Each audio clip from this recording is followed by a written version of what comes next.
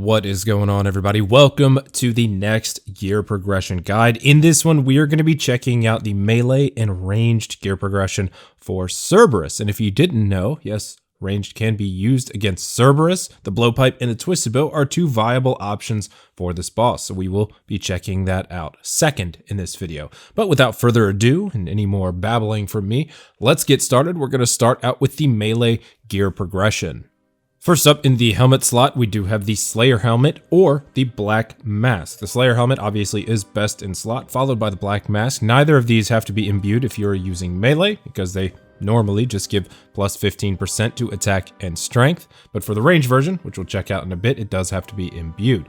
As for the chest plate, it is going to be the Inquisitor's Halberd up first, and that is best in slot for Crush. Cerberus is weak to Crush, so it's very nice to have. Followed by the Bandos chest plate, into a Barrow's armor piece, Thorax. It's pretty good to have defense here, and then into the fighter's torso.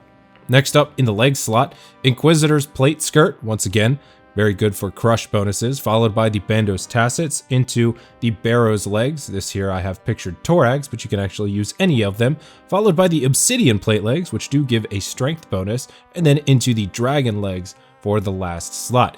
In the cape slot, we do have the Infernal Cape as your best in slot option, followed by the Fire Cape, followed by the Ardoin Cloak 4. If you don't have a good crush weapon, or if you don't have access to the Arc Light, Stab is going to be your next best option, giving your final slot here to the Ardoin Cloak 3. Into the gloves, best in slot melee gloves are Ferocious Gloves. Following that, Barrow's Gloves will be your next best option. Then Dragon Gloves, and if you don't have anything else, Rune Gloves will do at the bottom end of the spectrum. As for the boots, Primordial Boots into the next option, which are going to be the Guardian Boots. Those do give decent defense stats as well as a little bit of strength bonus. Dragon Boots are going to be your next option, followed by the Rune Boots. As for your weapon, this gets a little confusing, as well as the special attack, which I will cover. As for the weapon, your best in slot is going to be the Scythe of Vitor on Crush. You want this weapon on Crush. Following that is going to be the Inquisitor's Mace, which is a very good crush weapon. And recently, Cerberus has been updated to be included in the Demon class of monsters. So your third best item is now going to be the Arc Light.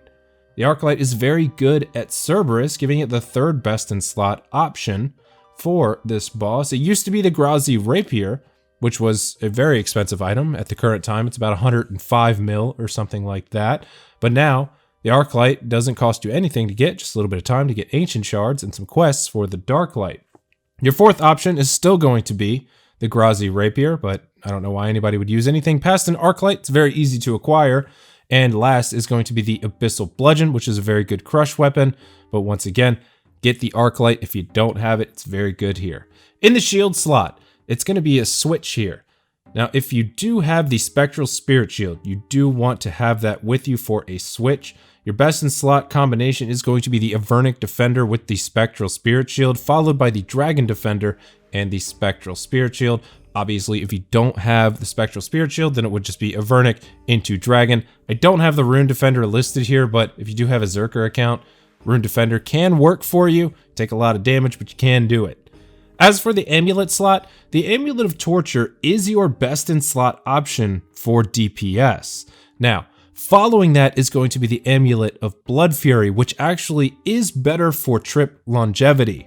Using the Amulet of Blood Fury can make your trips last a lot longer than if you were just using the Amulet of Torture. Now, what you can do in this situation is you can actually bring both with you if you have them and switch your amulets out.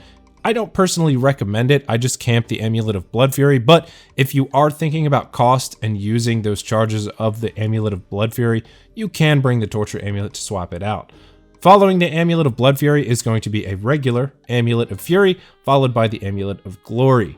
As for the ring slot, your best DPS option is going to be Imbued Berserker's Ring, followed by an Imbued Ring of Suffering. You can also use the recoil version of this if you actually happen to take some damage and want those recoil hit splats.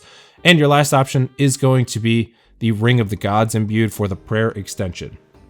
As for the ammunition slot, Rada's Blessing 4 is going to be your best option. Following that, I have the Zamorak Blessing here, the Unholy Blessing listed, but any of them will actually do for you. They all give the same prayer bonus. Last but not least is going to be our special attack options.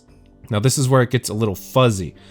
As for the Bandos Godsword, it's going to be your best in slot option if you're using a Scythe of Vitor and the Bandos or anything less. So if you're using Bandos Chestplate and Tassets or anything less than that and a Scythe of Vitor, you'll want to use the Bandos Godsword. If you are using Inquisitors with a Scythe of Vitor as your main weapon, you will actually want to use Dragon Claws as your special attack weapon. As for everything else, Dragon Dagger is going to be your next best in slot option, followed by the Saradomin Godsword. The Saradomin Godsword could go either way. You could put it in front of the Dragon Dagger for, once again, trip longevity, paired with the Blood Fury. With the Blood Fury and the SGS, you can stay at Cerberus for a very, very long time if you are decent at the boss and can handle the mechanics. Up next is going to be our ranged gear progression. For this one, in the helmet slot, Slayer Helmet Imbued, or followed by the Black Mask Imbued. The Imbued Slayer Helmet does give you the 15% boost additionally to ranged and magic attacks, so you definitely have to have this imbued if you are doing Cerberus with ranged. In the chest slot, Armadillo Chestplate, followed by Zamorakian D-Hide Top, followed by Carol's, followed by Black Dragonhide. That is going to be the order. Also, for the leg slot, obviously you have what you have, best in slot all the way down to something that's pretty common to use. We're going to jump right into the cape slot here. First best in slot option is actually going to be the Ava's Assembler. This is only if you are using a Toxic Blowpipe and you do not have a Twisted Bow. So for the majority of people out there, the Ava's Assembler is going to be your best in slot cape option. If you are using a Twisted Bow as your main weapon, the Ranging Cape or Max Cape is actually going to be your next best option for the Twisted Bow because of the way the damage multiplier works, but if you don't have either of those, you will be using an Ava's Assembler, and last is going to be the Ava's Accumulator. As for the gloves, Barrow's gloves are going to be your best option for gloves here, followed by Dragon, followed by Rune gloves. In the boot slot, Pegasian boots are up first. They are best in slot ranging boots in the game, followed by the Ranger boots, which are a reward from medium clue scrolls, into Blessed D-Hide boots, into Snakeskin boots. As for your weapon, obviously your best in slot here is going to be the Twisted Bow because Cerberus' magic level is pretty high. On a Slayer task, your max hit is something like 74 or 78, something in that neighborhood. Your next option is going to be a Toxic Blowpipe with Adamant Darts or better. Now, as for the shield, it is very, very nice to have a Spectral Spirit Shield. You can switch it for the Ghost attack just as you can with melee.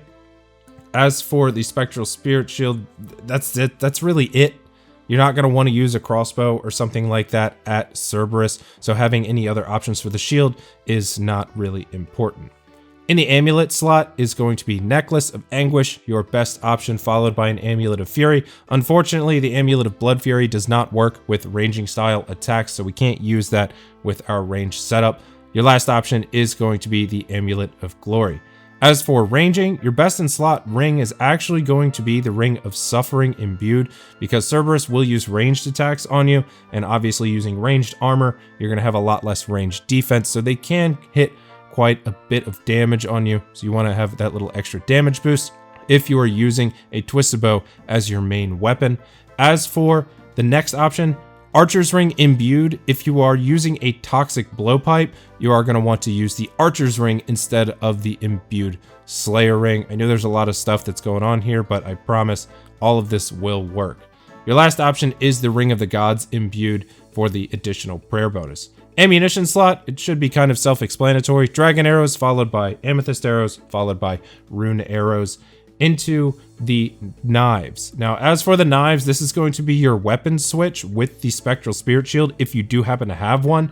If you are switching over to the Spectral, Dragon Knives plus the Spectral Spirit Shield is your first option into Rune Knives and the Spectral Spirit Shield. This is so you can keep putting DPS down while the ghosts come out and hit you with their attacks. Your special attack option for ranging, best in slot, Toxic Blowpipe because of its passive healing effect with the successful hit of a special attack. I don't know how many of you actually hit Blowpipe special attacks. I don't remember the last time I saw a nice high hit from the Blowpipe, but hey, I could be wrong. Next option is going to be the Saradomin Godsword, and that is for the healing and the prayer restoration. You could also follow that with a Bandos Godsword if you really, really want to, but in terms of what you're going to be doing at Cerberus and how you're going to be doing it, the Toxic Blowpipe into the Saradomin Godsword is a better option.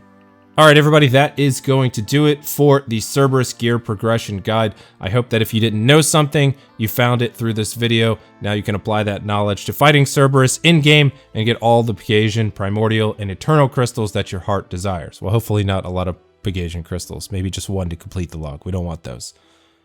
So guys, thank you as always for watching. If you have any questions or comments, please leave them down below. Additionally, there will be a new updated Cerberus guide following this video in just a few days. When that video comes out, I will link it in the description below. So if you watch this and you want to go kill some Cerberus, you can find a guide down below.